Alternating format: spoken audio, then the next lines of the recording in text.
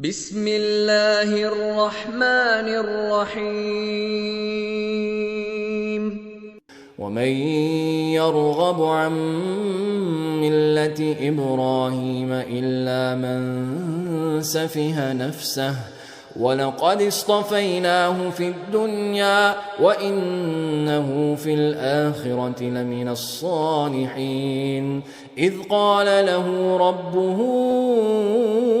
أسلم قال أسلمت لرب العالمين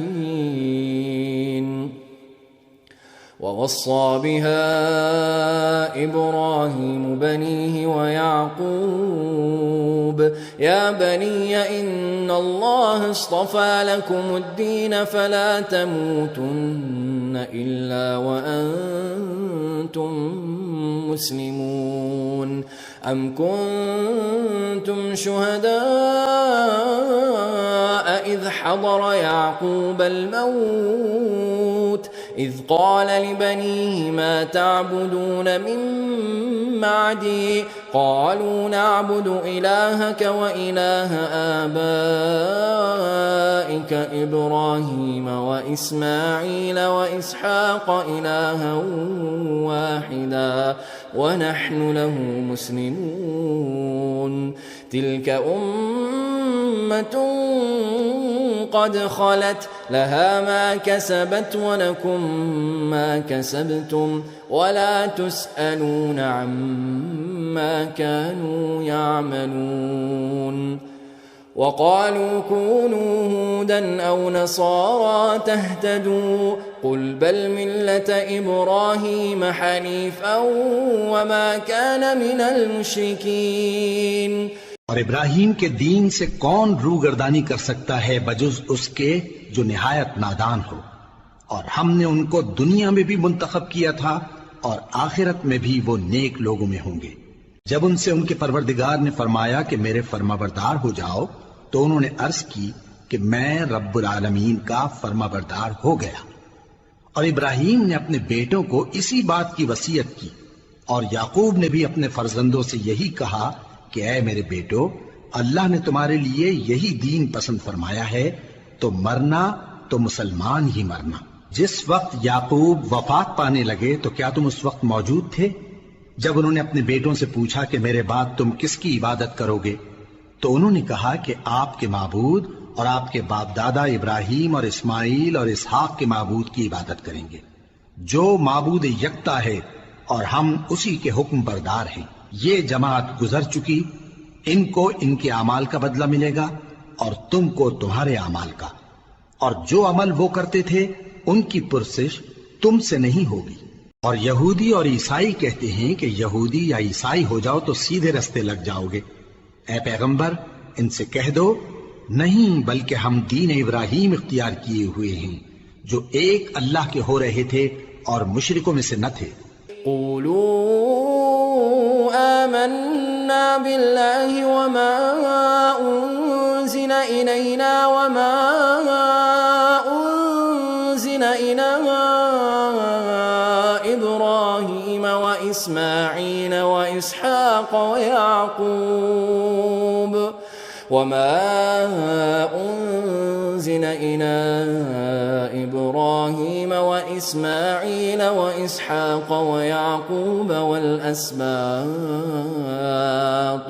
وما أوتي موسى وعيسى وما أوتي النبيون من ربهم لا نفرق بين أحد منهم ونحن له مسلمون فإن آمنوا بمثل ما آمنتم به فقد اهتدوا وإن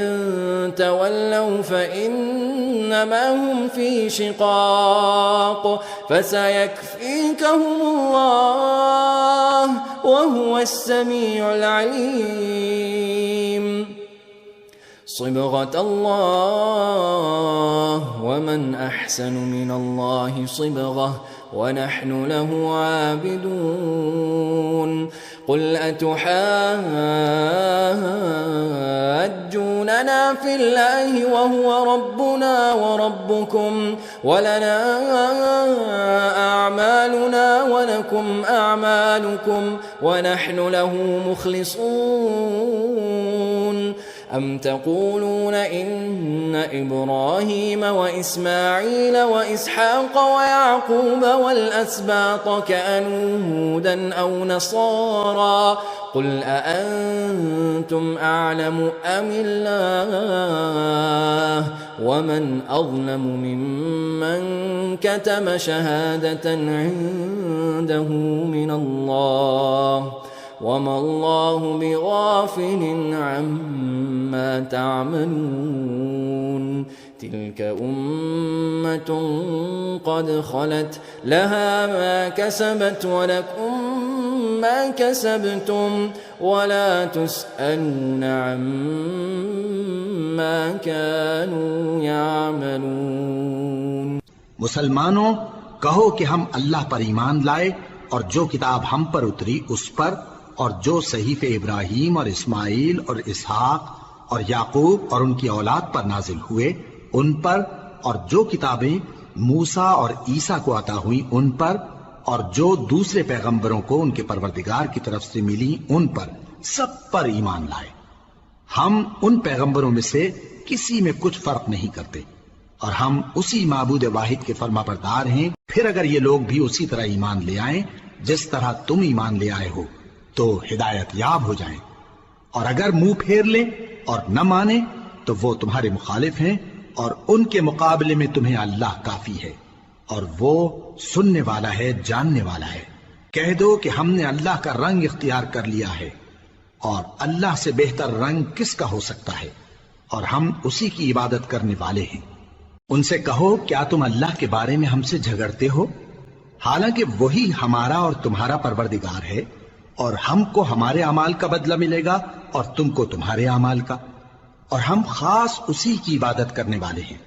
اے یہود و نصارا کیا تم اس بات کے قائل ہو کہ ابراہیم اور اسماعیل اور اسحاق اور یعقوب اور ان کی اولاد یہودی یا عیسائی تھے؟ اے پیغمبر ان سے کہو